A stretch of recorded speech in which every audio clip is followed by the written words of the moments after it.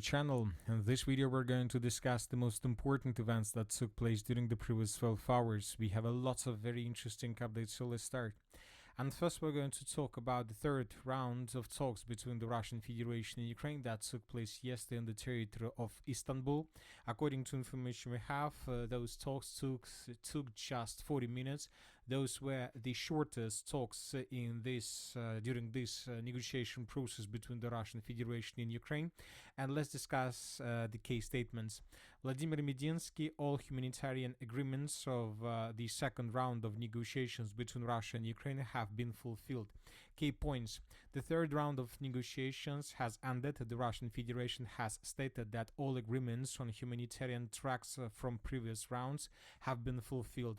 The Russian Federation and Ukraine are currently completing the exchange of 250 prisoners of war from each side. Moscow has proposed Kiev to form 3 working groups that will work online, Medinsky said. These will be groups on political, humanitarian and military issues. Ukraine has agreed to consider this proposal.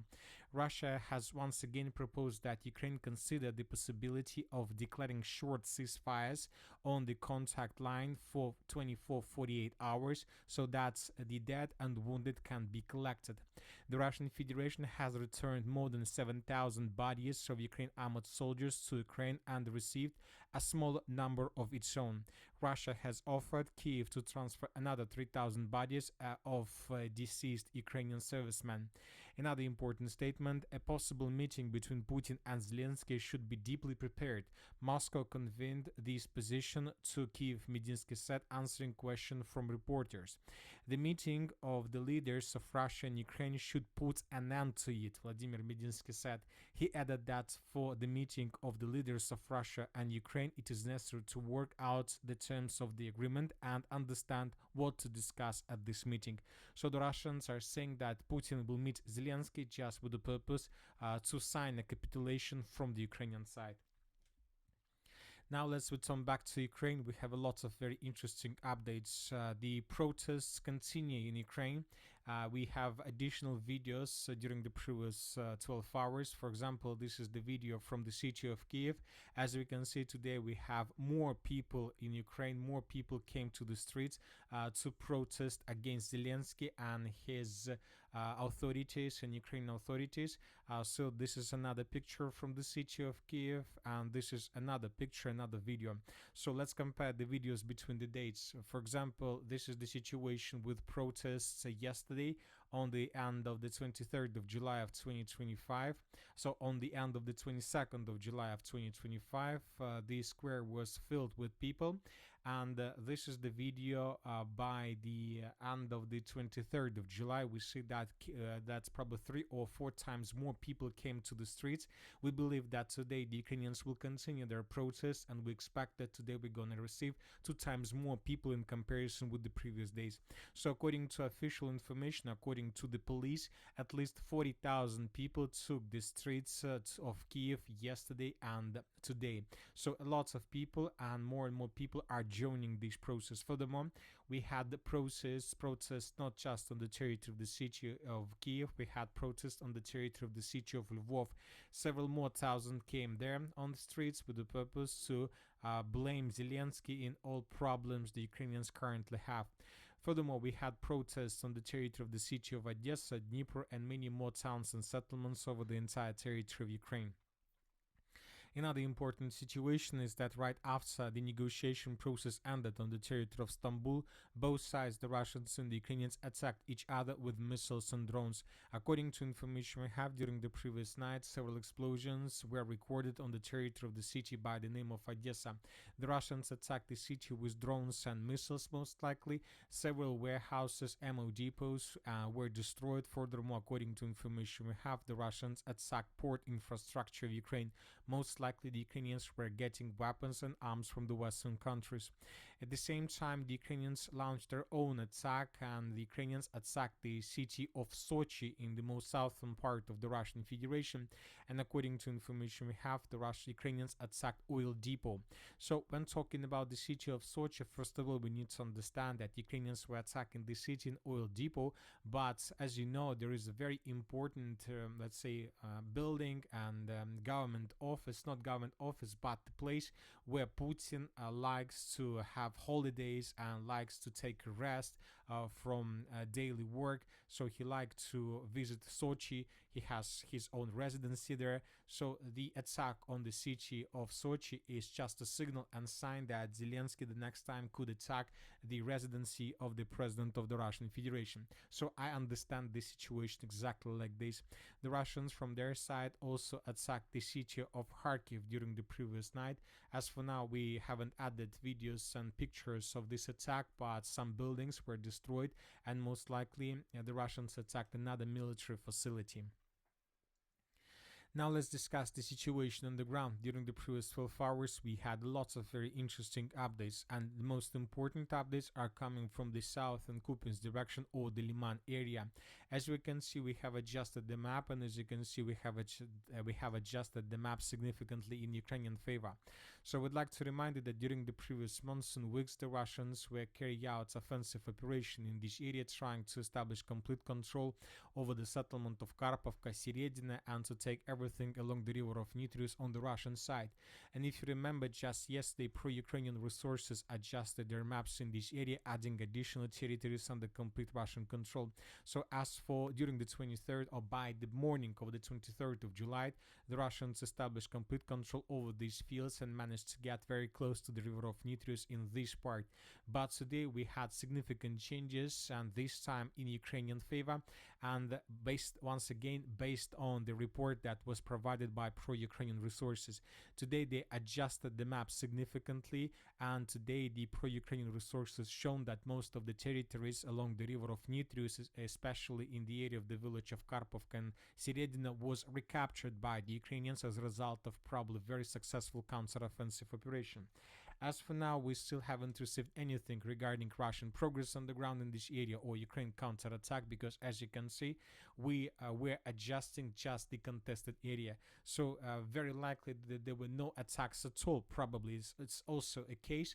Anyway, we adjusted the map. Now the Ukrainians can tell in their media that the Ukrainians managed to carry out successful counterattack and to restore control over all these territories. Anyway, very interesting piece of news. We are waiting for additional details and updates. We are waiting for additional geolocations, but maybe this is the reason why the Russians were not very active in this area during the previous days. At the same time, the Russians continue their offensive operation in the southern part of the Lyman direction. Several sources reported that as a result of offensive operation, the Russians managed to improve their positions in the eastern part of the village of Kolodzy by taking under complete control the entire eastern and the northeastern part of the settlement. So this small block was taken by the Russians. Furthermore, we continue receiving updates and details about the situation in the area of the settlement of Tarskoye. The Russians resumed their offensive operation in this region. I would like to remind you that several weeks or months ago, the Minister of Defense of the Russian Federation reported that the village of Tarskoye was already taken by the Russians, but later the Ukrainians counterattacked and forced the Russians to fall back, and now we see that the Russians, after short regrouping, began another offensive operation, but most likely this time the Russians will try to establish complete control over the settlement. Furthermore, the Russians most likely will try to cross the river of Zheribets with the purpose to establish complete control over the settlement of Zarechny. So as you can see, the Russians are trying to attack in this area towards the settlement of Zarechny, and the Russians are trying to take under control the village of Kolodzy.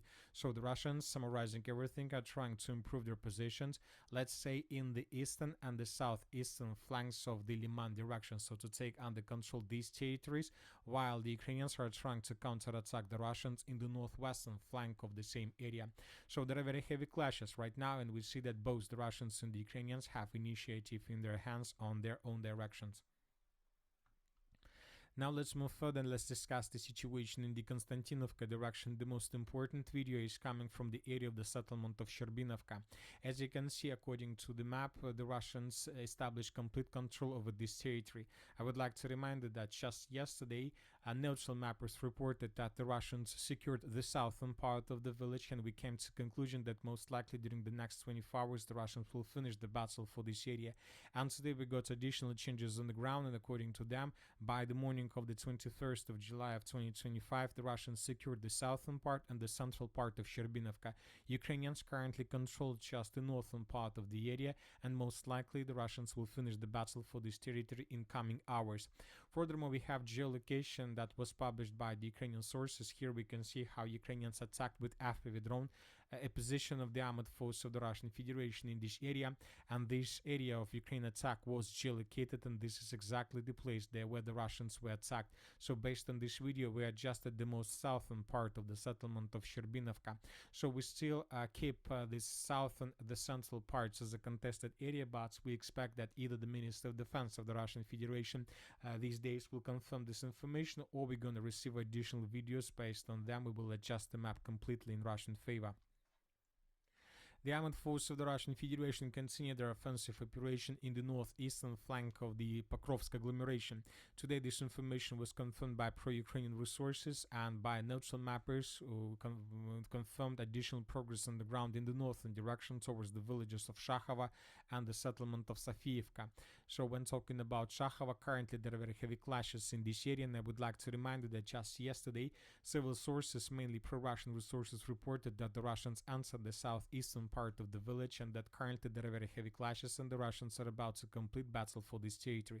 So once again, according to yesterday's updates, the Russians answered the southeastern part of the settlement, and the Russians are about to finish the battle for this territory. So we are waiting for additional geolocations, and maybe the Minister of Defense of the Russian Federation will confirm this information very soon. At the same time, the Russians continue their pressure on the territory of Novaya Ekonomichna. We continue receiving different updates how the Russians, after withdrawing and attacking Ukrainians on the territory of the village. As you can see, the village of Novaya Ekonomichna was reduced to ruins. There are no more, let's say, buildings that were undamaged as a result of clashes, and the Russians continue their offensive there. As for the southwestern part of the Pokrovsk agglomeration, we still haven't received anything about the situation in this area. I would like to remind you that several days ago there was a very, very huge scandal. The Russian sabotage and reconnaissance group attacked Ukrainian forces mainly almost in the central part of the city of Pokrovsk, which means that Ukrainians don't have strong control over the southwestern part. As for the beginning of the 24th of July, the Russians secured additional positions along the railways between the villages of Peshchan and Shevchenka. So the Russians are forming very strong foothold in the southwestern part. And I would like to remind you once again that according to different sources, the villages of Zverovo, Levantovich and Troyandna either under complete Russian control or at least under partial control of the armed forces of the Russian Federation. At the same time, the Russians continue their offensive operation on the most western flank of the Pokrovsk agglomeration, trying to outflank Ukrainian positions in the area of the city of Udachne. The Ukrainians are saying that the clashes are very heavy on the territory of this area, and that Ukrainians most likely will not be able to hold their positions for a very long period of time. The Ukrainians are saying that soon the Ukrainian defenders who are at the mine will come into direct fire contact with the Russian armed forces. So the Ukrainians are saying that the Russians can get to this mine very, very soon in coming days. We are talking about the mine of Pokrovska, and most likely the Russians will try to establish complete control over this territory because control over the mine will allow the Russians to enter operational space with a further purpose to move further in the direction of M30 road and the settlements of Grishina and Sergeyevka. This will allow the Russians to cut the city of Pokrovsk from the northwest and from supplying support from the mainland. As for the South Donetsk direction and Dnipropetrovsk area, during the previous night we haven't received anything special. As for the Zaporozhye direction, the Russians, after the fall of the settlement of Kamenska, continued their offensive operation further in the northern direction, and currently the distance between the edge Russian position, possible edge Russian positions in the area of the Kamenska and the settlement of Stepnogorsk, more precisely of its third micro-district, is already less than 1 kilometer. So it seems that the Russians are about to finish the battles for the settlement of Plavny, and the Russians are about to begin offensive operations towards this micro-district. If Russians are able to establish control over this micro-district, then the Russians will be able to establish complete fire control over the territory around this area and to block the Ukrainians, let's say from the southeastern pocket. We're talking about these fields from supply and support. It seems that the Ukrainian front in this area collapses. And that's it for the short video. Military Summary channel reminds to condemn any violence in the world. Thank you for watching. Subscribe to my channel, put your likes, join my Patreon, and have a good day. Bye bye.